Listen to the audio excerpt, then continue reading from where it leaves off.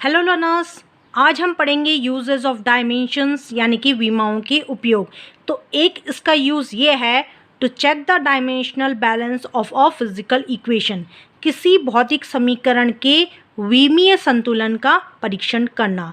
तो इसमें क्या होता है, आपको एक इक्वेशन गिवन होती है, एक इक्वेशन दी जाती है, उसमें आपको लेफ्ट हैंड साइड का जो टर्म होता है, जो फिजिकल क्वांटिटी होती है, उसकी आपको डायमेंशंस लिखने होते हैं। फिर राइट हैंड साइड का जो टर्म होता है उसके आपको डायमेंशंस लिखने होते हैं। जब वो दोनों तरफ के, लेफ्ट हैंड साइड के और राइट हैंड साइड दोनों तरफ के, जब आपके डायमेंशंस इक्वल आ जाते हैं, एक से आ जाते हैं, तो इसका मतलब ये होता है कि आपका इक्वेशन बैलेंस्ड है, यानी कि इक्वेशन संतुलित है और इक्वेशन करेक्ट है। ठीक है, तो एक क्वेश्चन देखते हैं, उससे आपको समझ में आएगा। दो क्वेश्चन मैं आज इस वीडियो में आपको कराऊंगी। तो पहला क्वेश्चन है हमारा, ये है आपका v इक्वल्स टू √2gh समीकरण के विमीय संतुलन का परीक्षण कीजिए। तो हमारे पास ये क्वेश्चन गिवन है v इक्वल्स टू √2gh, जहाँ देखिए v क्या है, v आपका वेग है, g क्या है, आपका एक्सेलरेशन ड्यू टू ग्रेविटी है यानी गुरुत्वीय त्वरण है, h आपका क्या है, हाइट है, v यहाँ वेलोसिटी है। ठीक है, तो इसके लिए हम सबसे पहले क्या करेंगे, पहले हम अलग अलग टर्म्स का डायमेंशन फार्मूला लिखेंगे, यानी कि हम अलग अलग जो भी आपकी फिजिकल क्वांटिटीज़ है, भौतिक राशियां हैं, उनके हम अलग अलग पहले वीमा लिखेंगे। तो सबसे पहले लिखिए v की वीमा, v की वीमा। ठीक है, ये आपका सॉल्यूशन है इसका। तो v की विमा क्या होती है, v आपका वेग है, वेग की विमा हमें पता है, हमने पढ़ा है LT-1। ठीक है, इसीलिए इससे पहले डायमेंशन फॉर्मूले आपको अच्छी तरह याद होने चाहिए, ध्यान रखिएगा, तभी आप इन क्वेश्चन को अटेम्प्ट कर पाओगे। फिर आपका क्या है, देखिए 2 है, 2 एक कांस्टेंट टर्म है, उसकी कोई विमा नहीं होती। g आपका एक्सेलरेशन ड्यू टू ग्रेविटी है यानी गुरुत्वीय त्वरण है, तो g की विमा क्या होती है, जो एक्सेलरेशन की विमा होती है वही आपकी एक्सेलरेशन ड्यू टू ग्रेविटी की होती है, यानी जो त्वरण की होती है वही आपकी गुरुत्वीय त्वरण की होती है। त्वरण की क्या होती है, LT-2, एक्सेलरेशन की यही होती है ना, LT-2। अब आपका क्या है, h मीन्स क्या हो गया, हाइट। हाइट क्या है, आप लंबाई में ही तो नापते हो, तो उसके लिए जो डायमेंशन फॉर्मूला होगा वो होगा आपका L।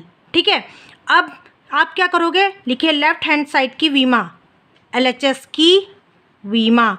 देखिए ये टर्म आपका इक्वेशन का इधर वाला टर्म LHS हो गया, इक्वेशन का ये वाला टर्म आपका RHS हो गया। ठीक है, राइट हैंड साइड हो गया। तो LHS की विमा लिख लेते हैं पहले।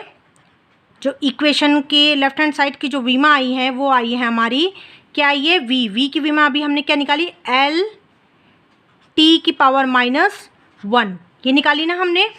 फिर राइट हैंड साइड की विमा लिखेंगे, RHS की विमा, वो हो जाएगी आपकी कितनी, देखिए √2gh है, तो आप इसको क्या करोगे, आप इसको ऐसे भी लिख सकते हो, जो 2 है वो कांस्टेंट टर्म है, उसकी कोई विमा नहीं होगी, तो आप जो √gh है उसको आप ऐसे भी लिख सकते हो, कोई प्रॉब्लम है नहीं। तो g की विमा अभी हमने निकाली, कितनी है, LT⁻⁻2 इंटू आपका h भी है, तो h की विमा क्या है, कैपिटल L। तो इसकी पावर कर लीजिए आप हाफ। आगे बात समझिए, आपको समझाने के लिए था।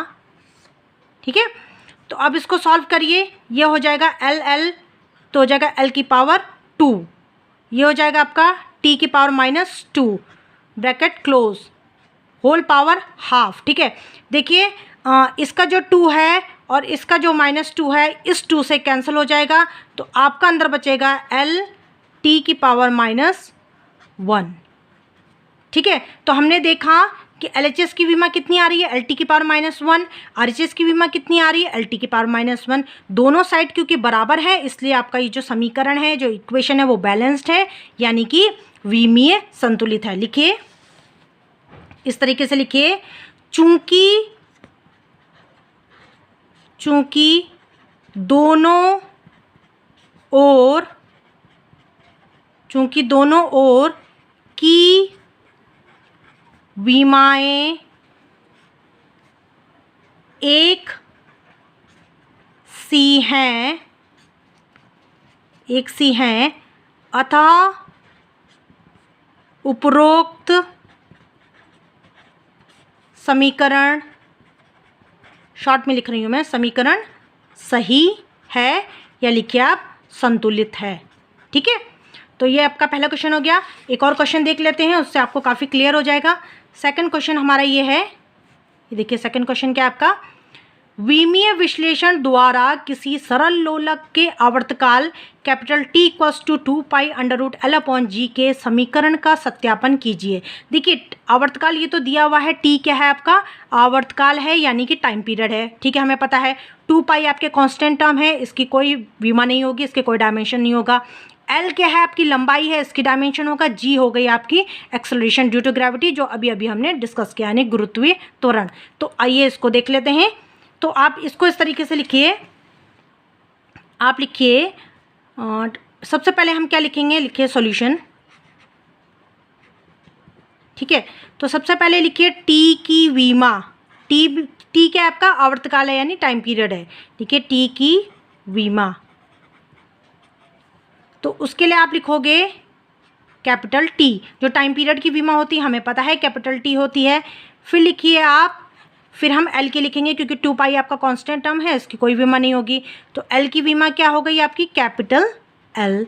ठीक है, अब G क्या हो गया आपका, एक्सेलरेशन ड्यू टू ग्रेविटी है यानी गुरुत्वीय त्वरण है, और इसकी विमा क्या होती है, L/T-2। अभी अभी हमने डिस्कस किया कि जो आपकी एक्सेलरेशन की होती है यानी त्वरण की होती है, वही आपकी एक्सेलरेशन ड्यू टू ग्रेविटी यानी कि गुरुत्वीय त्वरण की भी होगी। ठीक है, अब हम क्या करेंगे, हमने निकाल दिया TLG, तीनों के लिए निकाल दिया। अब हम LHS की विमा देखेंगे, लेफ्ट हैंड साइड की विमा को चेक करेंगे। ठीक है, तो लेफ्ट हैंड साइड की विमा हमारी कितनी है, ये जो T है फिजिकल क्वांटिटी, इसकी आ रही है कैपिटल T।